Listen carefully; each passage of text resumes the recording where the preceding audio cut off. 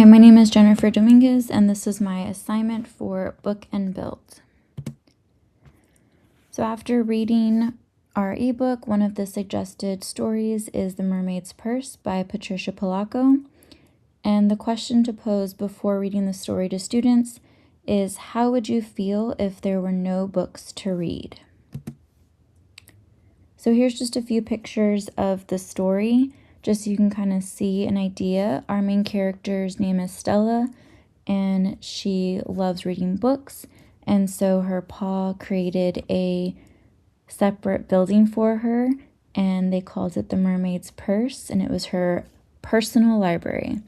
And then she had that passion for reading and wanted to share it with others that maybe couldn't attend or go to her library. So she went out into her community and started sharing her books with people. And she used any way possible to connect with people.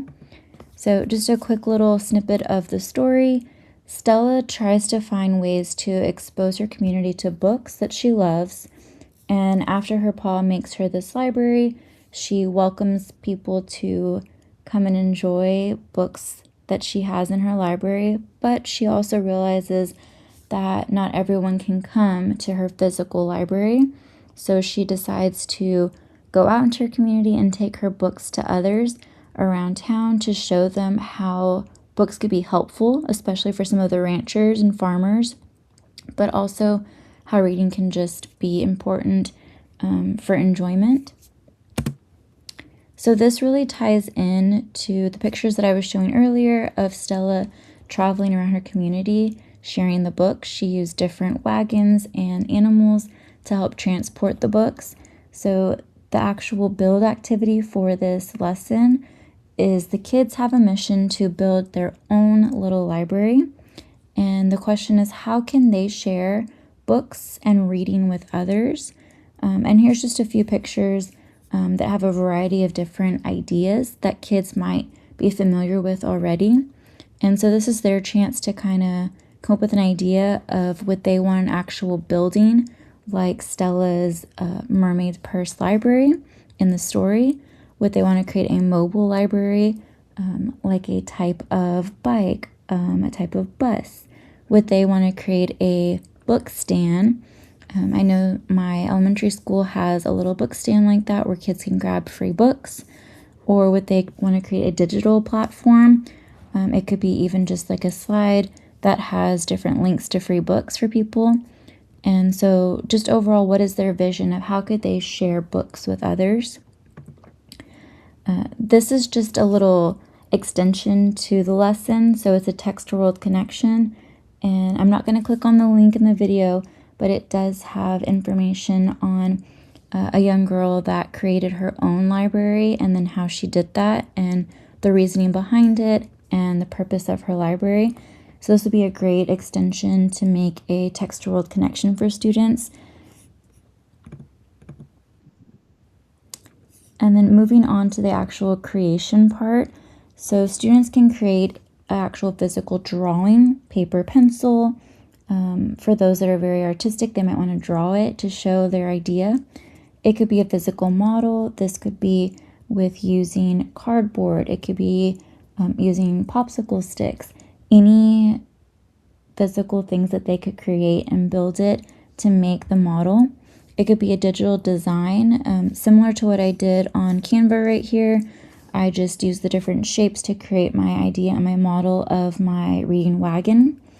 Or it could even be a video. Maybe kids want to explain and express their ideas and show maybe what they've created. Our question that we had to answer is, how would you use this making process in your future library curriculum? So I know that this making process, I feel like can be done in a variety of ways. It could be done with groups, partners, or just individually. And I think this really depends on the grade level that you're teaching that lesson for, and then also the classroom connection. I know I taught third grade this school year, and there was a great story that we read that had to do with that video and link that I included with the student creating her own library. So making those connections with classroom teachers and knowing what lessons they're doing and maybe tying that into the library lesson. The extension for students could also be, once they're done with this lesson, they could also identify a problem that they've noticed in their school or even community and brainstorm ideas of how to solve that. And then depending on the grade level, I could even see this lesson being adapted to either extensions or to even narrow it down a little bit. And that could be done with different choices. So I know I gave a long list of different ways that they could create the final product, but maybe it could even be narrowed down to where you're just using physical hands-on materials, where you're building something, or it could be just, hey, we're using Canva. This is a new program maybe for certain grade levels. So picking, what medium you'd want to use to design that. But this could definitely be a great choice for librarians based on their knowledge, and then the students that they're teaching, you can adapt it for your grade level. But I like how this activity and the book specifically really motivates student communication with that question that they're first being asked, right? Imagine a world without books, or imagine a classroom, a library without books. It gives great questioning for students to ask each other. It's a great opportunity for them to have innovation when they're building, and just that creativity piece where they can go above and beyond and create something maybe that is similar to what they've seen already, or build on that and make it even better. And this would be a good lesson to use for makerspace in general for those that might be new to incorporating makerspaces, or even for students that aren't experienced with it.